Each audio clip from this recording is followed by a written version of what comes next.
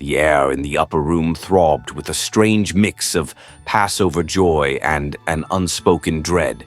Jesus, his face etched with a profound sadness, sat at the head of the table, his gaze sweeping over his 12 disciples. Judas Iscariot, his eyes darting nervously, shifted uncomfortably in his seat. He knew the weight of his betrayal pressed down on him, a suffocating burden. Jesus, his voice a low rumble, broke the bread, his hands pausing a moment, as if to savor the finality of this sacred meal. "Take, eat," he instructed, his voice firm. "This is my body, given for you." The disciples, their faces a mixture of reverence and confusion, reached for the bread, their eyes fixed on their master. As they ate, a hush fell over the room, broken only by the rhythmic thumping of their own hearts. Jesus then lifted the cup of wine, its crimson liquid reflecting the flickering lamplight. "Drink from it, all of you," he commanded, his voice tinged with a melancholic sweetness.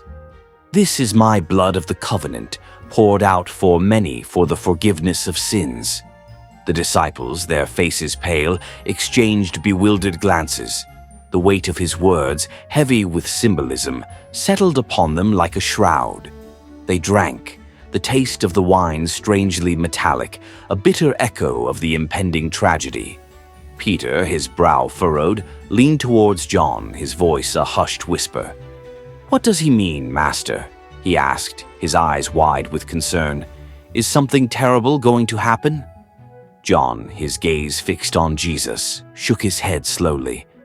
"I do not know," he replied, his voice barely audible. "But I fear something is amiss." As the meal progressed, the atmosphere grew increasingly somber. Jesus, his eyes filled with a profound sorrow, spoke of his impending departure, of the trials that awaited him. He spoke of love, of forgiveness, of the importance of unity, his words hanging heavy in the air, laced with a poignant farewell. Judas, unable to bear the weight of his guilt any longer, rose abruptly from the table. "I must go," he muttered, his voice barely a whisper, before slipping out into the night. The other disciples, oblivious to Judas's departure, continued to listen to Jesus, their faces a mixture of confusion and concern.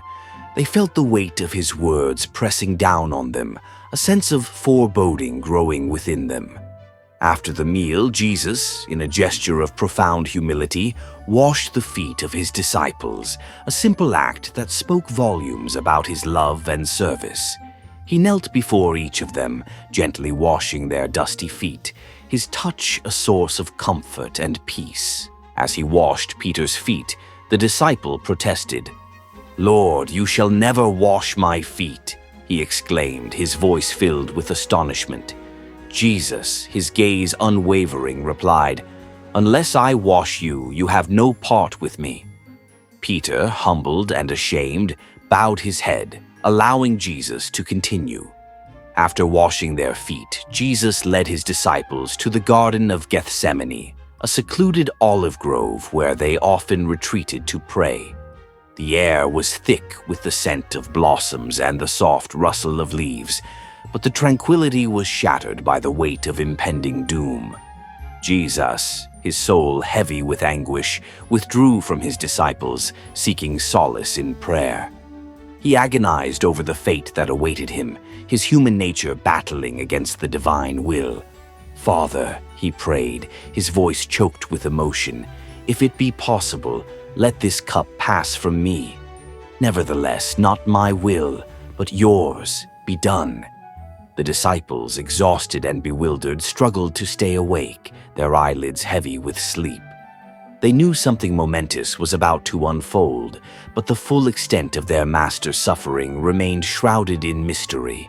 As the night deepened, the sound of approaching footsteps shattered the stillness. Roman soldiers, their faces grim, descended upon the garden, their swords drawn.